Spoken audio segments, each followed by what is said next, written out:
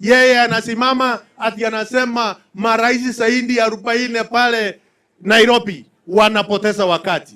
Tunamwambia tukiwa hapa kona ya Makueni, wewe upelekwe shule uweze kunjua kitu inaitwa diplomasia ni nini. Wewe urudi shule usome, na inaonekana ya kwamba hauwezi ongoza nchi yoyote. The only thing you want to be is a tribal warlord ambao umeweka chuki mingi katika roho ya Wakikuyu. Lakini tunataka kuambia Wakamba watakuunga mkono wewe, mtu ambaye ni wa roho chafu.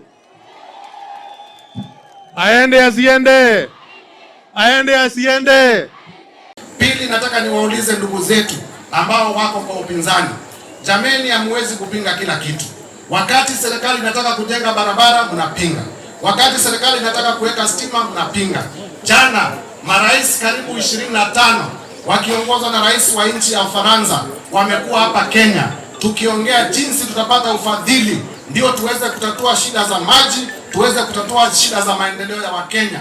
Wao tukifanya hivyo, nyinyi mnaweka press conference, nyinyi mnapanga maandamano ya kupinga.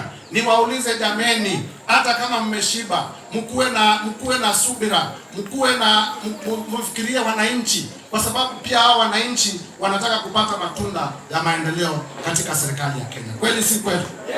Kweli si kweli? Tusonge mbele ama turudi nyuma?